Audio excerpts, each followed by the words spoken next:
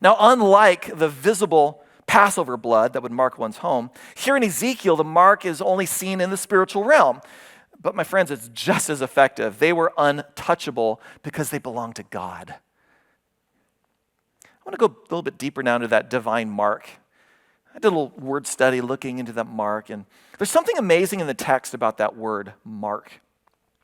The text literally says in Hebrew, put a tav or a tav on their foreheads. Tav is a Hebrew letter. So God is saying put a Hebrew letter on their foreheads.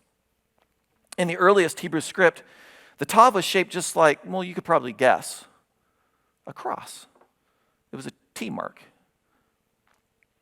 Later, the Hebrew script kind of changed and morphed until we get to the modern version of Hebrew. But the earliest Hebrew script, the mark would have been a T mark.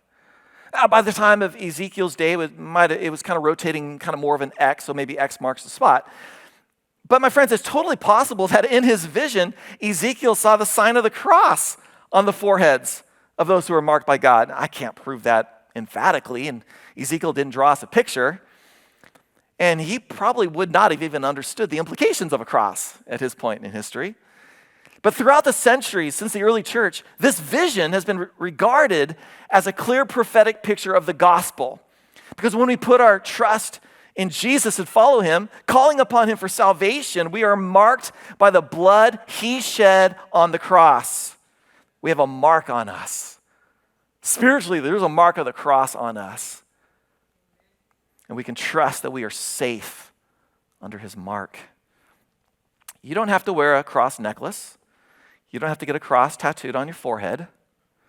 If you put your trust in Jesus, God sees that cross very clearly. Guess who else sees that cross very clearly? Our enemy, the devil. Paul says in Galatians 6, may we never boast in anything but the cross of our Lord Jesus Christ. We don't boast in any external mark or sign, no human effort or man-made qualification.